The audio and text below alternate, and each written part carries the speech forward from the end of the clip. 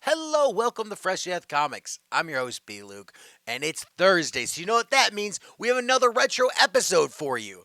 Thought I'd do a little video intro for this season because there's only 2 episodes this season. We had some problems in college, and I wasn't able to copy them, and there was only a few episodes long, so I'm not really sure how many episodes there were. So we're just going to do these 2 episodes and just jump into when we make our season 4 announcements. I was after college and we were just doing episodes every week. So hopefully you guys are enjoying these retro episodes. I think they're kind of cool. I think it's cool. Like this episode you're about to watch, we're talking about Flashpoint and what's going to happen with Flashpoint. And with the Flash movie out now, it's kind of cool to look back at how we're like, man, how is this book going to be important? Like, what's ever going to happen to this? Yeah. Now Michael Keaton's in this Flashpoint movie. So that's pretty cool. So, yeah. So hopefully you guys enjoy this. And this was a collaboration we did with Blogsout.net. So it's a whole new cast of characters. Jared and Hard to Impress Carl are here. So hopefully you guys enjoy this. And let's just jump right into it. This is the Roundtable Fight broadcast. I'm also joined by B. Luke from Fresh to Death Comics podcast, Facebook page extraordinary. How are you today, sir? I'm doing wonderful. How you doing, Jared? Not too bad. Hopefully this records okay. So yeah, it's an early Friday morning, a little too early to be doing this. We tried to meet up at around 8-ish. These gentlemen, Carl and Brian, were waiting patiently for me as I got out of the bathroom at 10 after 8. It's like, oh man, I gotta run. Mosey down the street at 8:15. You got it. So Carl, how are you doing this morning? I'm doing pretty good. You? Not bad, not bad. All right, guys, let's get this thing started. Actually, it's sad 'cause this is not going to start with a fight. You guys are actually going to agree. I think we're going to find out on our first topic of the day, and that is what's going on with Amazing Spider-Man. What's that boy been up to? All right, Amazing Spider-Man has 2 stories going on right now. Dan Slott's doing. He's got the main story, and then in every comic he has like a backup. Sometimes it's a page, sometimes it's 5 pages of this infested thing that's going on where everyone's favorite villain, the Jackal, is appearing, and he is infesting everyone with Spider-Man's powers. I was just going to ask what he was infested with. Just powers of the spider people. And Carl, we were talking earlier about this, the whole Jackal premise, you know. Yeah, it's like no one really wanted the Jackal back, so it's kind of weird that he is back now. It's like I agree. Out of a pool of Spider-Man's villains, he's got one of the greatest rosters for supervillains. Who is the Jackal? The Jackal That's on a button. Oh. Okay. If you really want to know, he's Professor Miles Warren, which became the Jackal after Gwen Stacy died because he was in love with her. Kind of creepy. He was her college professor. And it led into this thing called the Clone Saga in the 90s, which was a mess. It had the original story was written by this people, but then they left, a new editor. It was just a mess, and I don't know why they're revisiting it, but let's hope Dan Slott can do something about it. So wait, so the Jackal originally appeared what, late 60s then, or when? It was the late 70s. It was issue 130s. I'm just trying to be new reader friendly. Because to be honest with you, I try to read as much, but I'm a little unfamiliar. What does he look like? Jackal, he looks like the Hulk, just furrier and scrawnier. So awesome. Jared, you ever seen the movie Gremlins? Yes. Imagine a giant gremlin, basically. He's a gremlin. Is the best way to explain him. Oh, the gremlin. I like that.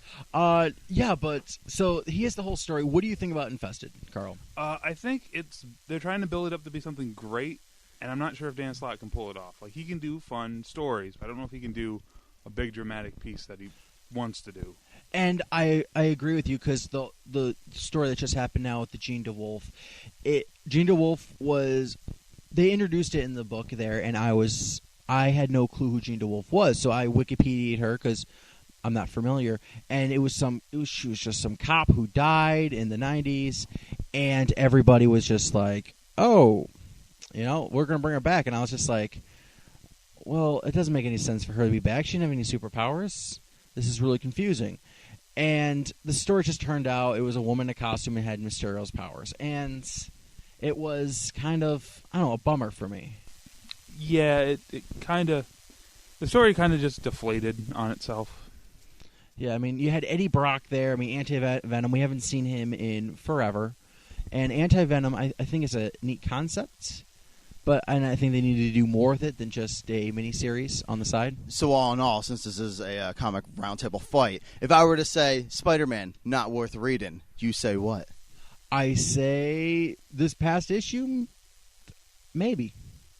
Though we did have the classic Kung Fu scene where Spider-Man's learning to control his powers. To the new reader who likes Spider-Man, likes the movies, again, sell the book. Like I said, is it worth picking up? Because it was 3 times a month, now it's twice. Is that better? Is the book a read? Because Spider-Man's your boy. Spider-Man's my boy. Don't worry, I'll buy it no matter what happens. But for a new reader, someone who, they've got $4 to spend this week, it's not worth it. Wow. I say okay. not worth it. Moving on to FF, Future Foundation, or just FF, where Spider-Man's in the book. What is better right now? I think the $2.99 pricing is fantastic. And Carl, you're not reading FF? No. Why are you not I'm reading not FF? reading FF. You like Spider-Man. I do like Spider-Man, yes. Do you like $2.99? I do like $2.99, but I don't like the Fantastic Four. How do you hate the It's there's FF. no future, yeah. It's the Future Foundation. Actually, that's a very, very good point. All right, Brian, what is the difference between FF now and old Fantastic Four? The difference now is there is no difference, Jared. There is no difference. I disagree 100%. Except that Spider-Man's in it, and how you stop the Thing is you mention something about Johnny Storm, and Ben Grimm gets all sad and all like, get out of here. All right, really, really quickly. FF right now, again, it's shorter, it's more streamlined. What happened was, the old Fantastic Four went through an event. They're going through a redesign. It's probably one of the more successful revamps or reboots that I could think of. Because, again, just like Carl said, Fantastic Four, they were Marvel's first family, so they're kind of corny, they're goofy, they're funny, so they're hard to get into sometimes. They're the anti-X-Men, which is rough and pointy and sharp and edgy around the edges, if I could say that, which I regret saying. But now what you have is almost a return to fun, Kirby-esque, early 60s Fantastic Four, where science is very important, sci-fi, futuristic themes are very important because you have time travel. You have Mr. Fantastic's father being in it. You have Dr. Doom helping out right now. So you have almost more mature themes, beautiful art, and just a very well-told story by Jonathan Hickman. Who? What else are you reading, Carl, by Hickman right now? I read S.H.I.E.L.D. I can't think of the other ones right now. Makes me sad because I do like Hickman. It's just I just don't like the Fantastic Four. I know it's like, oh, it's Future Foundation. It's Fantastic Four. Let's be honest. Let's be honest. It's Fantastic Four, and I just don't like it. Maybe if Galactus was in it, like I like Galactus and stuff, but I don't know. I just not into it. All right, so I'm going to record this. When Galactus shows up in FF, I can count on you to we can come back to you and get your opinion on FF, and we'll go through the back issues and think of what you thought of that. One thing else, Jared. Yes, sir. What do you think of Dr. Doom in his white costume? He's no longer in the green cape. He's wearing all white now. What issue was that in? Every issue. No. Yes, grab that issue right there. No, I'll have to see. All right, he's wearing a white costume now. He doesn't wear the traditional green. It's all white. Even he's still got a metal face, and he's still his hardcore. metal face is white. I'm going to have to edit this. All right, moving on. We're pretty Marvel heavy at the moment. So, again, fight scene. I'm going to say to you, Carl, right now DC is doing better than Marvel.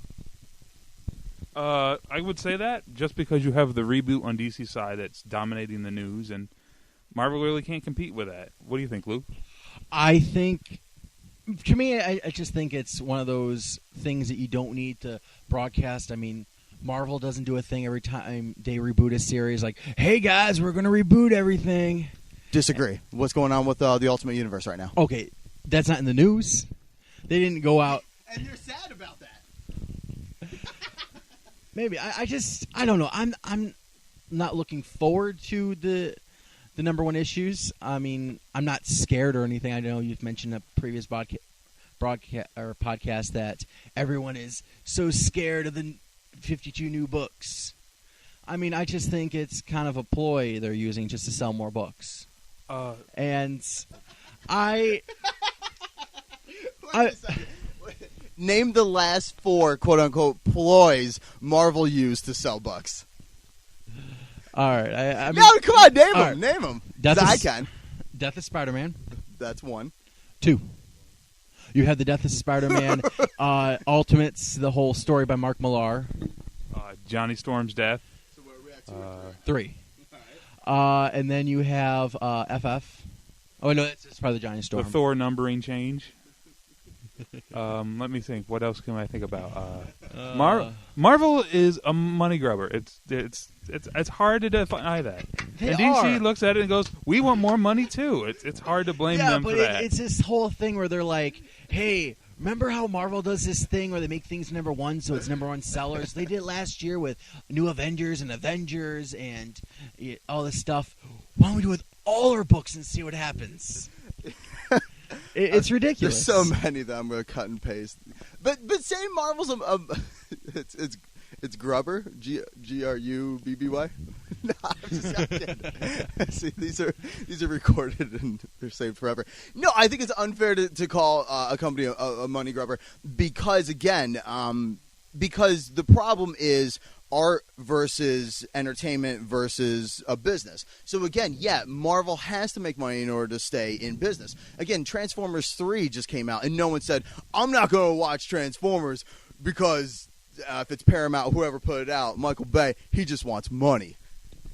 Okay, Jared, then explain to me this: the $3.99 comics getting reduced to pages, and they didn't tell anybody.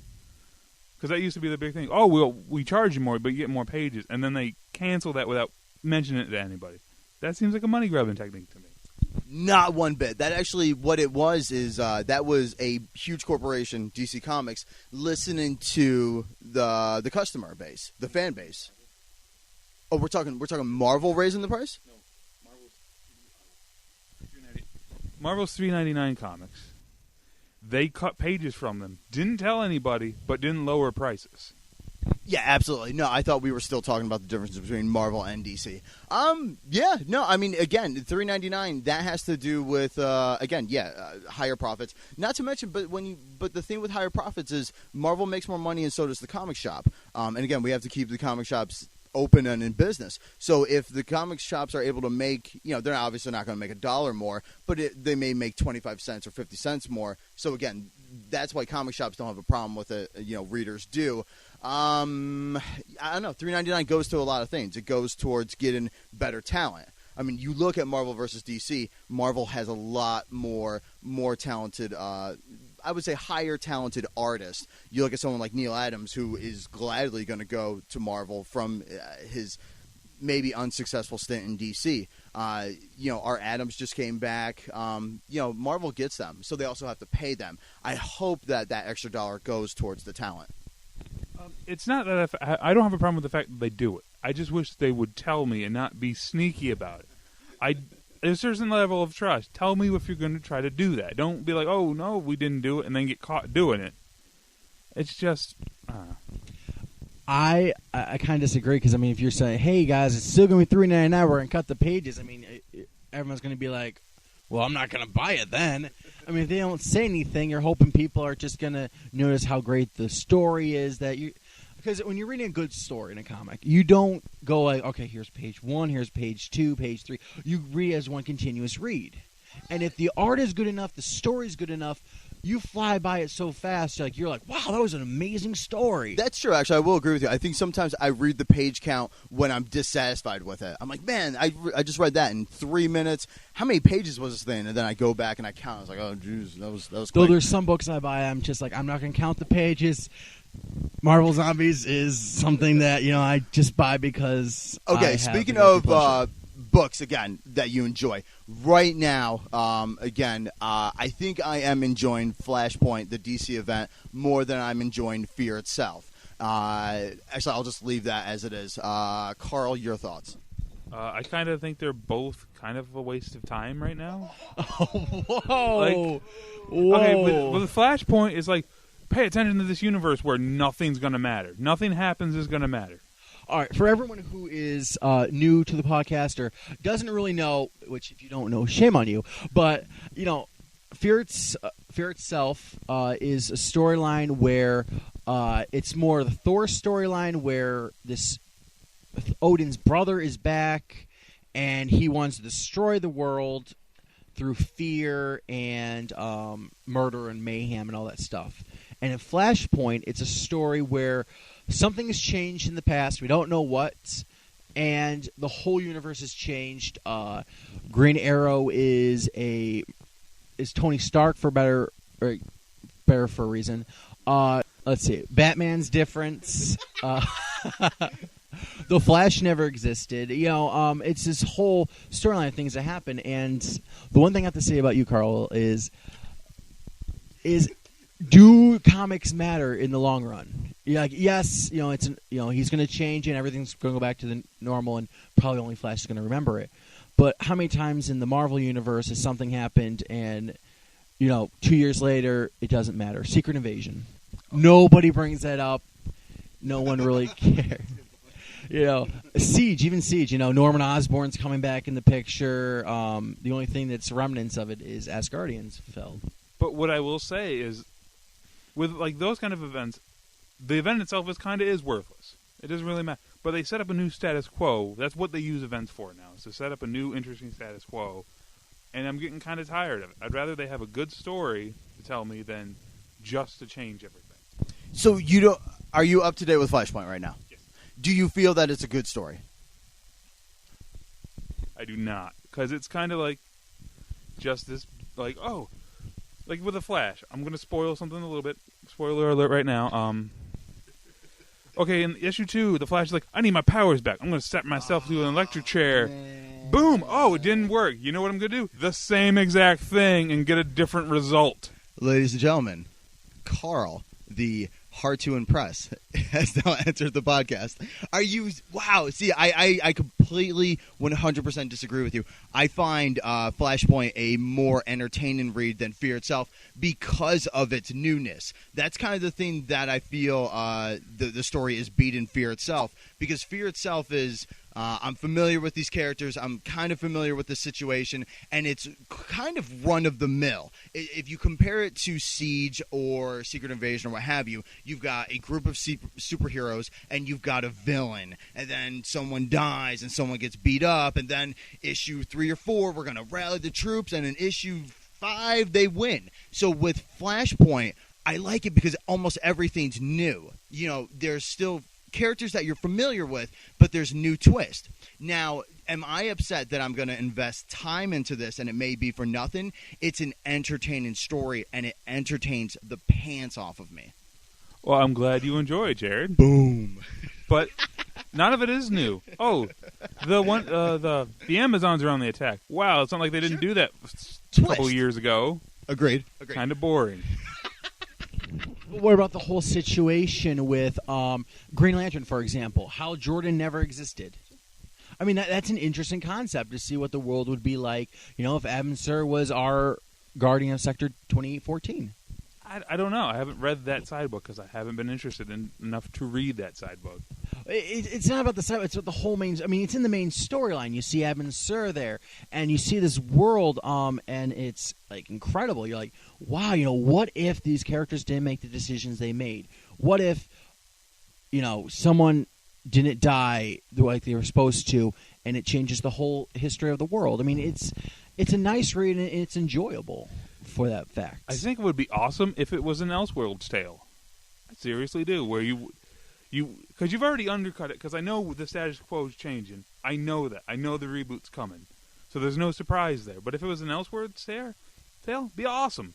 nothing mad. Like, it's just like, oh, anything can happen in an Elseworlds tale, but Okay, well, right now we're in early July, so what we're going to do is we're going to hold on to this podcast, and Hard to Impress Carl, let me think, Flashpoint is going to be how many issues altogether? 5. 5 issues. So issue 3 just came out. When issue 5 drops, we will meet back here, and then we will see if DC Comics and Jeff Johns and Andy Kubert has changed. If it has a Carl's great ending, mind. it could save it. Just saying. But here's one thing I'm wondering is, are we reading it for the adventure or reading to see what changed? Once we find out what's changed, are we going to be like, all right, I'm done. Don't want to read it anymore.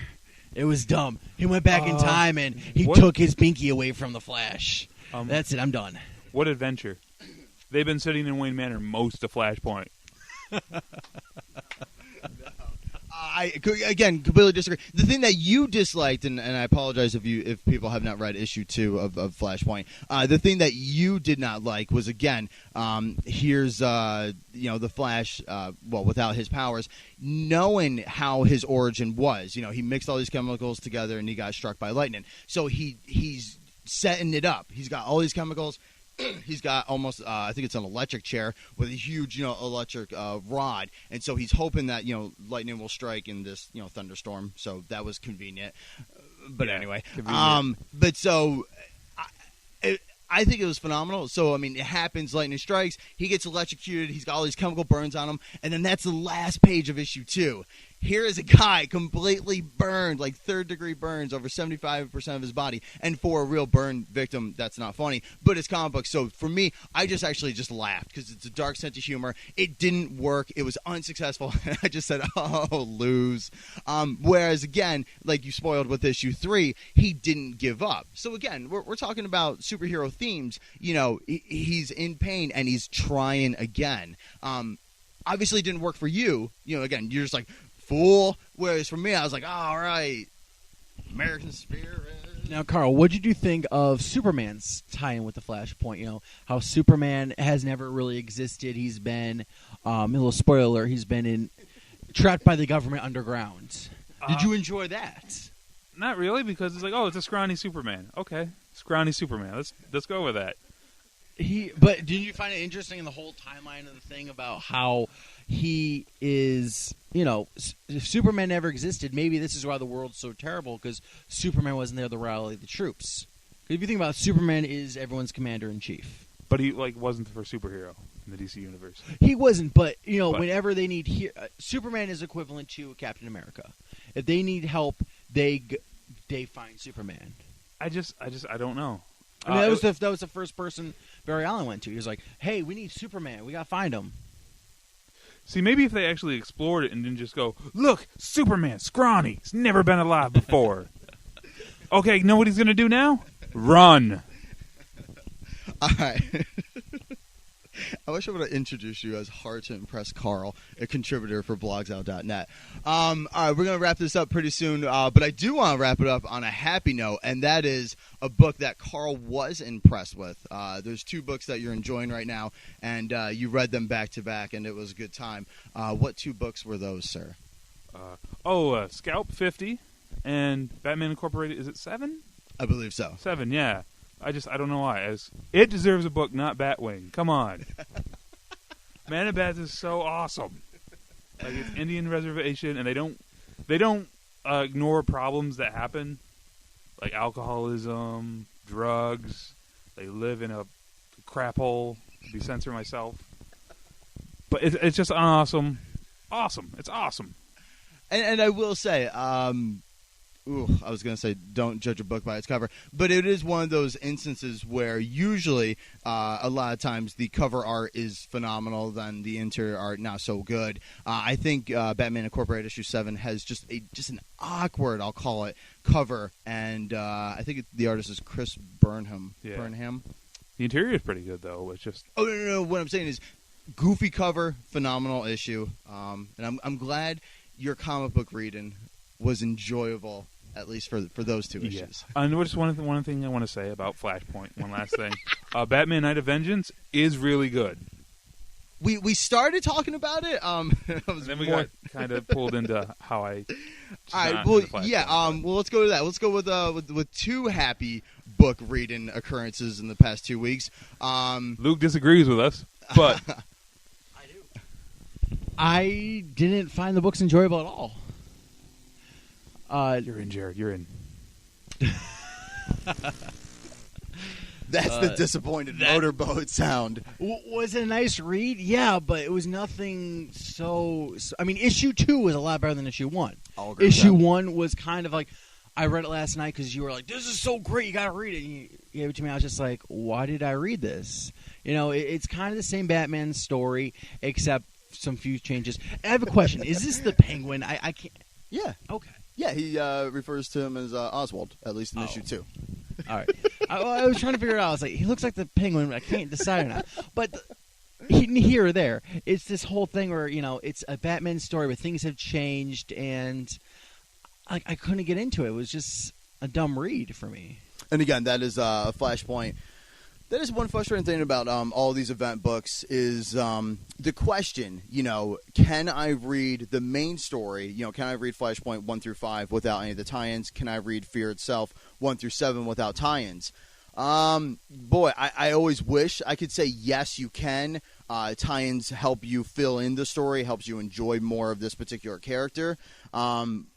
With one, you know, thing about maybe one negative thing about Flashpoint, I'm finding the tie-ins very enjoyable and a bit necessary also, just because it's such a big story in, you know, a few issues.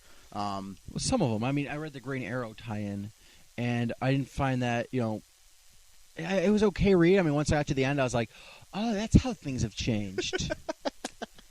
Yeah, well, they I haven't spent put $2.99 on this book. balls.